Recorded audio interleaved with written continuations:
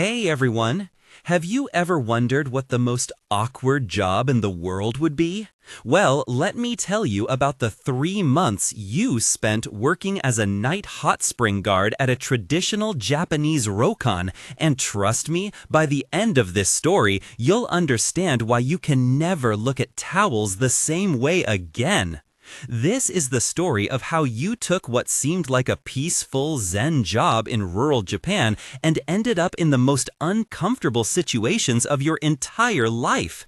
And before we dive into this chaos, if you're not already subscribed, hit that subscribe button right now. Smash that like button because this story is absolutely wild. And turn on notifications so you don't miss any of our crazy stories. All right, let's get into it. So here's how this whole thing started. You're teaching English in Tokyo, barely making rent, living in an apartment the size of a closet, and you see this job posting on Gaijinpot. Night attendant needed for traditional onsen ryokan in Hakone. Room and board included. Must speak basic Japanese. $280,000 per month. You think, holy crap, that's decent money plus free housing? You apply immediately. You get an interview over Skype with this elderly Japanese woman named Tanaka-san, who runs the ryokan with her son. She explains that you'd be the night attendant for the hot springs, making sure guests follow the rules, keeping things clean, basically just being present in case anyone needs anything. Sounds peaceful, right? Sounds zen, right? You accept. You arrive in Hakone on a rainy Tuesday afternoon, and the ryokan is gorgeous. Traditional Japanese architecture, sliding shoji doors, tatami mat floors, beautiful gardens, and the hot springs themselves are like something out of a postcard. There are 3 different baths, the main indoor bath, the outdoor rotenburo, and a smaller private bath that guests can reserve. Tanaka-san shows you around, explains the rules in her heavily accented English mixed with Japanese, and then she shows you your uniform. It's a simple dark blue hoppy coat and matching pants. Very traditional, very respectable. She explains your shift, 8 p.m. to 4 a.m., 6 days a week. Your job is to patrol the bath areas, make sure everything's in order, restock towels, and help any guests who might need assistance. Your first night, you're nervous but excited. You put on your uniform, you grab your flashlight, and you start your rounds. The ryokan is quiet, peaceful, just the sound of water and cicadas outside. You check the main bath, empty. You check the outdoor bath, empty. You're thinking, this is perfect. This is going to be the easiest job ever. Then, around 10 p.m., you hear voices. A group of Japanese businessmen, clearly buzzed from sake, stumble into the changing area. They see you bow back, and they head into the bath. You stand outside, professional, waiting in case they need anything. 20 minutes later. You go in to check, and there's this American guy, probably mid-30s, absolutely hammered, sitting in the bath singing Sweet Caroline at the top of his lungs. You politely ask him to keep it down because other guests are sleeping. He looks at you, squints, and goes, "Dude, bro, come on, it's a hot tub. Hot tubs are for partying." You explain that this is a traditional onsen, not a hot tub, and quiet is appreciated. He argues with you for a solid 5 minutes about how it's basically the same thing. Eventually, he agrees to quiet down, but then he asks, "Hey man, can you grab me a beer?" You explain you can't bring alcohol to the bath area. He gets annoyed, but whatever, he finally settles down. You leave, thinking that's handled. 10 minutes later, you come back to check on him, and he's asleep in the bath, head tilted back against the edge, mouth open, completely unconscious. You immediately panic because you know that's dangerous. People can overheat, pass out, drown. You rush over, shake his shoulder. "Sir, sir, you need to wake up." He jolts awake, disoriented, splashing everywhere. You help him out of the bath, make sure he's okay, and escort him back to his room. He's apologizing, saying he didn't realize how strong the sake was. You get back to the bathhouse thinking, I need hazard pay for this. But the real turning point, the moment that made you question every life choice that led you to this job, happened in week 3. It's a quiet Tuesday night. You're doing your rounds around 1 a.m. You check the main bath, empty. You're about to check the outdoor bath when you notice that the door to the private bath, which should be locked when not reserved, is slightly open. You think maybe you forgot to lock it earlier. You push it open to check, and you walk in on 2 people. A couple, very much together, very much enjoying the private bath in ways that are definitely not part of traditional onsen culture. You freeze. They freeze. For what feels like an eternity, nobody moves. Then you blurt out, "Sorry," in English, back out of the room, and slide the door shut so fast you almost break it. Your heart is racing. Your face is on fire. You stand outside the door, not knowing what to do. Do you report this? Do you pretend you didn't see anything? Do you wait for them to leave? After about 30 seconds, the door slides open, and a very red-faced Western man, probably in his 40s, wrapped in a towel, steps out. He starts apologizing profusely. "Look, man, we're so sorry. We thought this was the private bath we reserved." You check your reservation book. They did reserve the private bath, but for tomorrow night, not tonight. He's mortified. His partner, a woman around the same age, also wrapped in a towel, looking like she wants to disappear into the floor. They apologize like 15 more times, ask you not to report them, and basically flee back to their room. You're left standing there, processing what just happened, and you realize this job is so much weirder than you ever imagined. The next day, Tanaka-san calls you into her office. Your heart drops. You think the couple reported you for walking in on them, or maybe they complained. But no, she wants to talk about a different issue: towels. Apparently, guests have been taking towels. Not just any towels, but specifically the small modesty towels that guests use in the bath. She's very serious about this. These are expensive, high-quality towels, and they're disappearing. She asks if you've noticed anything suspicious. You say no, but you promise to keep an eye out. That night, you're extra vigilant. You count the towels in each area at the start of your shift. Main bath, 24 towels. Outdoor bath, 18 towels. Private bath, 12 towels. You make a note. Throughout the night, as you do your rounds, you keep checking, keeping count. At around 2 a.m., you notice something. The outdoor bath is down to 15 towels. 3 are missing. But nobody's currently in the bath, and you didn't see anyone leave with towels. You're confused. You check the changing room, the hallways, nothing. The next night, same thing. Towels are disappearing. Not a lot, just a few here and there, but consistently. You decide to stake out the area. You position yourself where you can see the outdoor bath entrance without being obvious. Around 1:30 a.m., you see a figure emerge from the bath. It's dark, you can't see clearly, but the person is wrapped in a towel and carrying something. You call out, "Excuse me." The figure freezes, then runs, just straight up sprints down the hallway. You chase after them, your sandals slapping against the floor, but they're faster, and they know the layout better. They turn a corner, and by the time you get there, they're gone. All you find is a wet footprint trail that ends at one of the guest room corridors. You report this to Tanaka-san the next morning. She's not happy. These towels are expensive. She asks you to be more aggressive in preventing theft. You promise you will.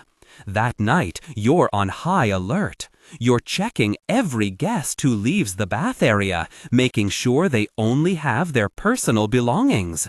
Most guests are cool about it, they understand. But around midnight, you stop a guest, an older Western woman who has a suspicious bulge in her bag. You politely ask if you can check.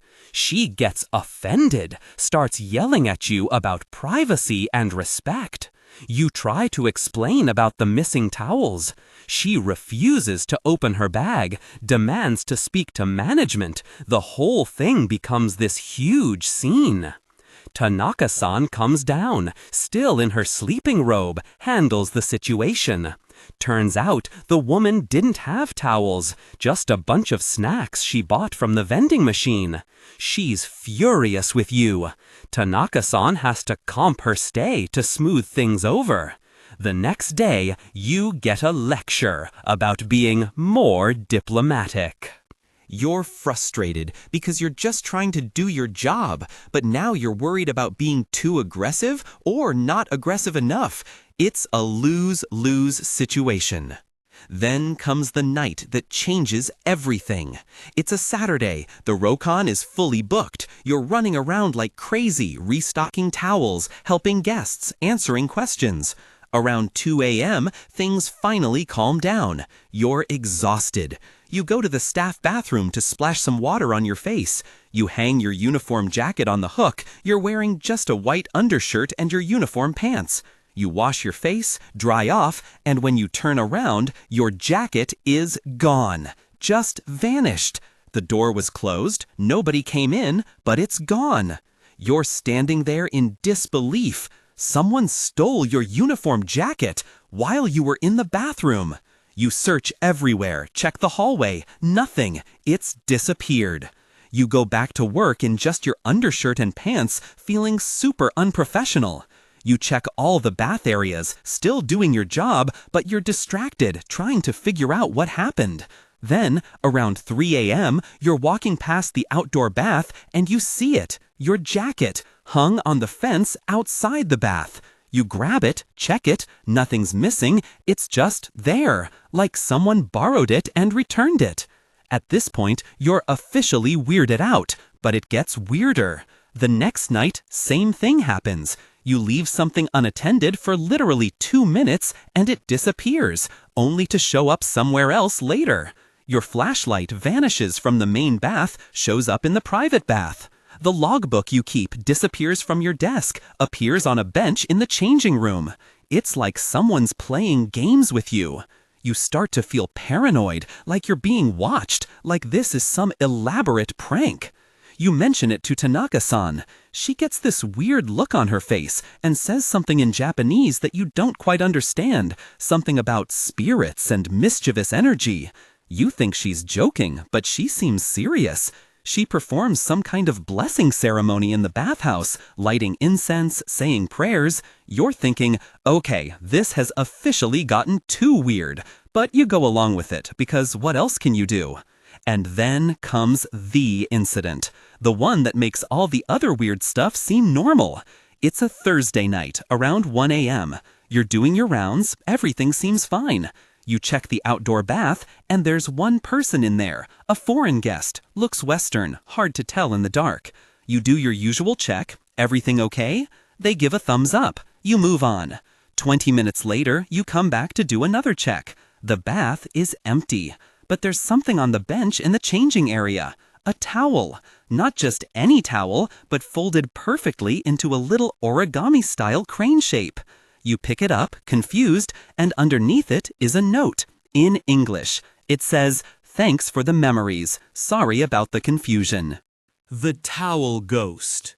You're reading this note, holding this origami towel crane, and you genuinely don't know if you're losing your mind or if this is real.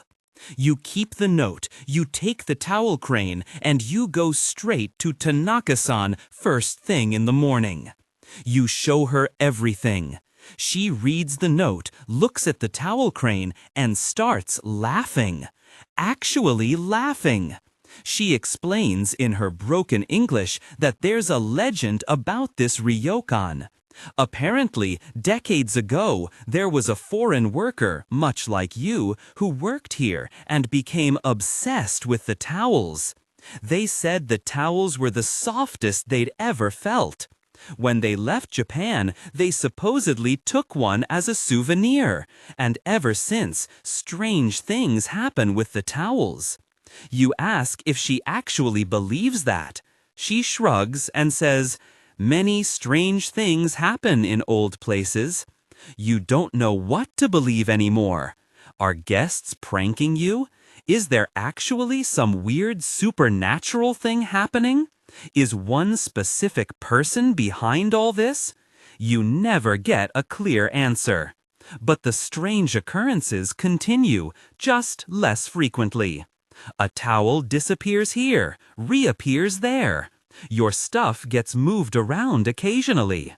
You learn to just accept it as part of the job.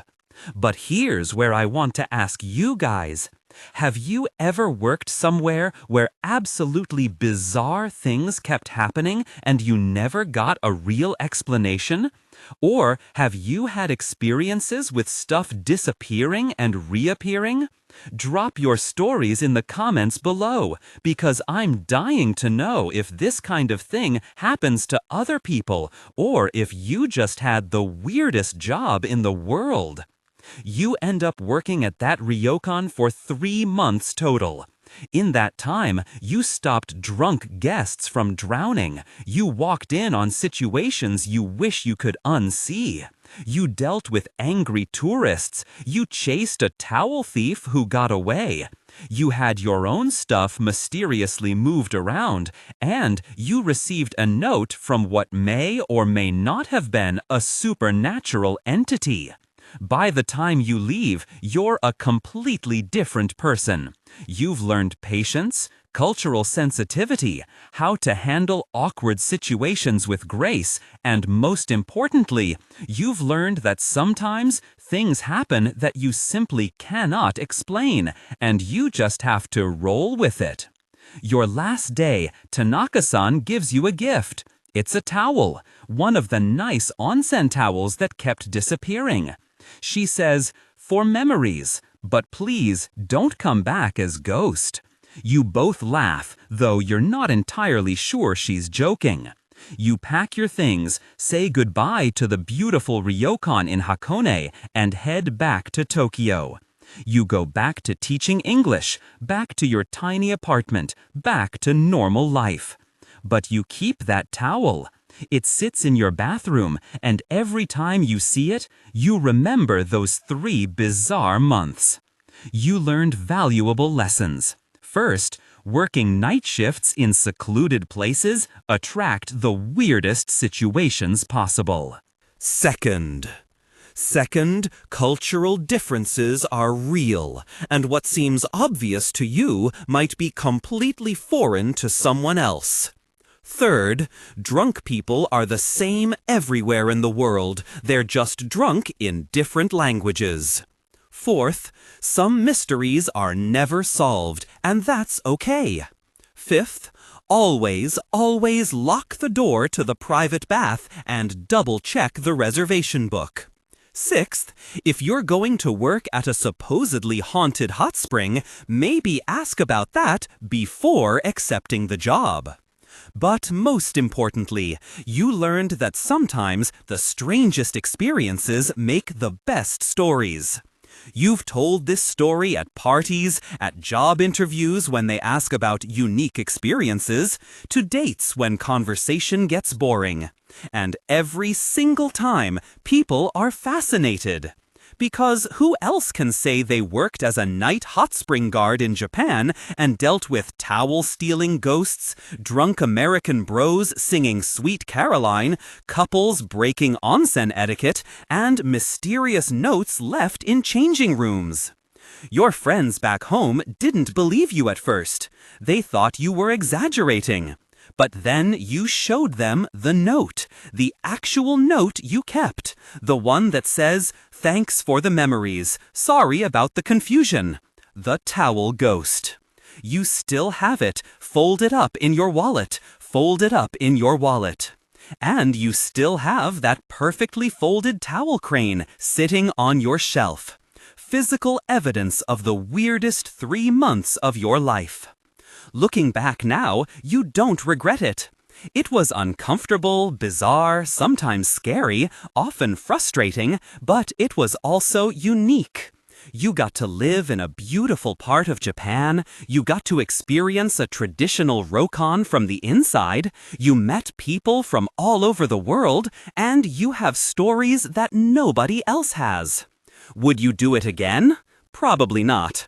Do you miss it sometimes? Honestly, yeah. There was something peaceful about those quiet nights between the chaos, just the sound of water and the steam rising from the baths under the stars. And sometimes, late at night in your Tokyo apartment, you swear you hear the sound of water splashing, even though you're nowhere near water. And sometimes you find things moved slightly from where you left them. And you wonder if maybe, just maybe, something followed you home from Hakone. But you tell yourself that's ridiculous. Ghosts don't follow people from hot springs to tiny Tokyo apartments, right? Right, you're pretty sure anyway. So that's it, everyone. The completely true, only slightly embellished story of how you spent 3 months as a night hot spring guard in Japan and discovered that reality is often stranger than any fiction you could write. If you enjoyed this wild ride, make sure you leave that like button absolutely destroyed. Share this with your friends who need to hear about weird jobs, and subscribe if you haven't already, because we've got more insane stories coming your way. Thanks for watching, and remember, always respect the towels, always check the reservation book, and if someone offers you a job as a night guard at a supposedly haunted location, maybe ask a few more questions first. See you in the next one.